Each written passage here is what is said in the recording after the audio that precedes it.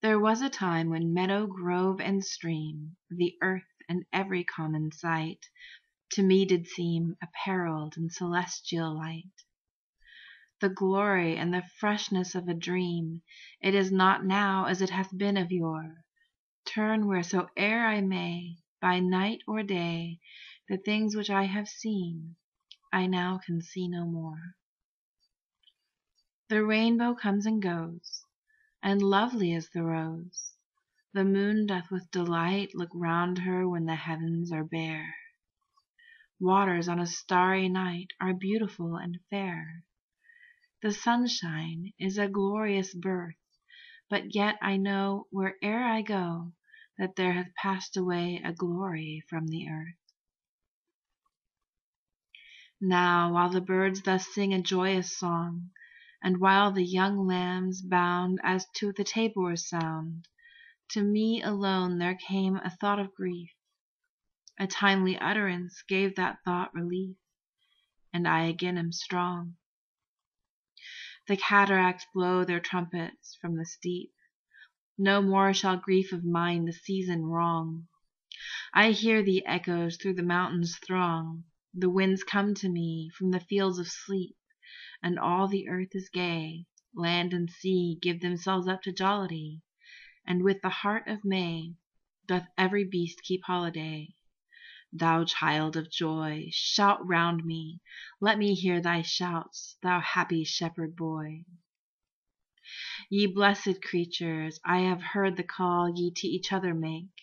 I see the heavens laugh with you in your jubilee. My heart is at your festival, my head hath its coronal.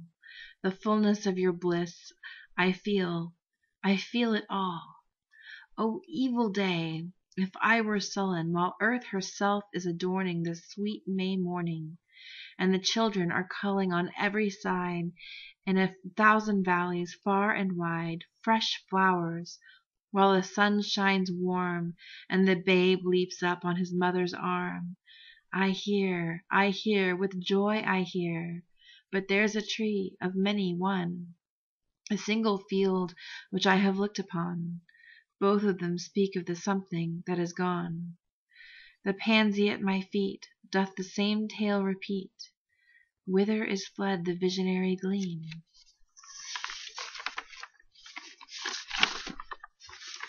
Where is it now, the glory and the dream? Our birth is but a sleep and a forgetting. The soul that rises with us, our life's star, hath had elsewhere its setting, and cometh from afar, not in entire forgetfulness, and not in utter nakedness, but trailing clouds of glory do we come from God, who is our home. Heaven lies about us in our infancy. Shades of the prison house begin to close upon the growing boy, but he beholds the light, and whence it flows, he sees it in his joy. The youth who daily farther from the east must travel, still is nature's priest, and by the vision splendid is on his way attended. At length the man perceives it die away, and fade into the light of common day. Earth fills her lap with pleasures of her own, yearnings she hath in her own natural kind, and even with something of a mother's mind, and no unworthy aim, the homely nurse doth all she can to make her foster child, her inmate man, forget the glories he hath known, and that imperial palace whence he came. Behold the child among his new-born blisses, a 6 years' darling of a pygmy size. See where mid-work of his own hands he lies, fretted by sallies of his mother's kisses, with light upon him from his father's eyes. See at his feet some little plan or chart, some fragment from his dream of human life, shaped by himself with newly learned art, a wedding or a festival, a mourning or a funeral. And this hath now his heart, and unto this he frames his song. Then will he fit his tongue to dialogues of business, love, or strife. But it will not be long ere this be thrown aside, and with new joy and pride the little actor cons another part, filling from time to time his humorous stage with all the persons, down to palsied age, that life brings with her in her equipage, as if his whole vocation were endless imitation. Thou whose exterior semblance doth belie thy soul's immensity, thou best philosopher, who yet dost keep thy heritage, thou eye among the blind, that deaf and silent readest the eternal deep, haunted for ever by the eternal mind, mighty prophet, seer blessed, on whom those truths do rest,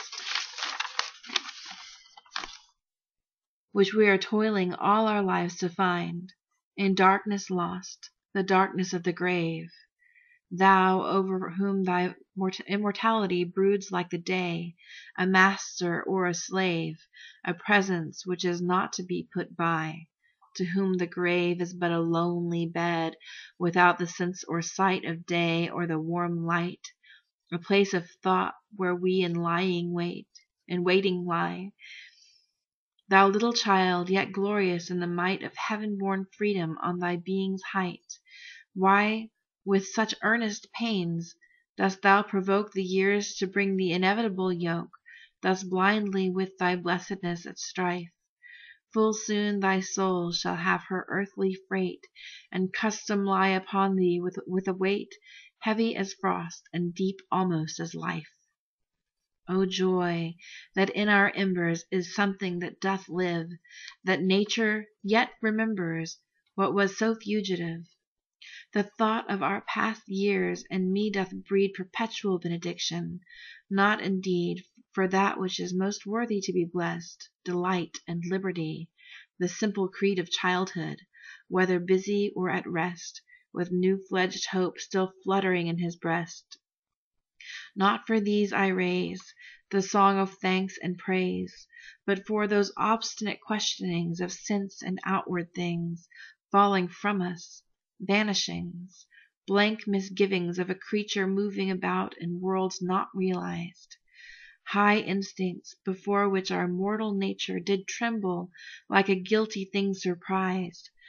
But for those first affections, those shadowy recollections, which be they what they may, are yet the fountain light of all our day, are yet a master light of all our seeing.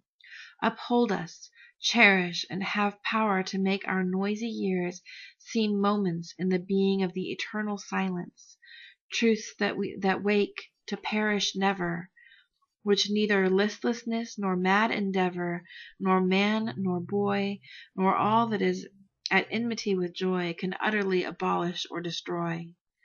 Hence, in a season of calm weather, though inland far we be, our souls have sight of that immortal sea which brought us hither, can in a moment travel thither, and see the children sport upon the shore, and hear the mighty waters rolling evermore. Then sing, ye birds, sing, sing a joyous song, and let the young lambs bound as to the Tabor sound. We in thought will join your throng, ye that pipe and ye that play, ye that through your hearts today feel the gladness of the May. What though the radiance which was once so bright be now forever taken from my sight?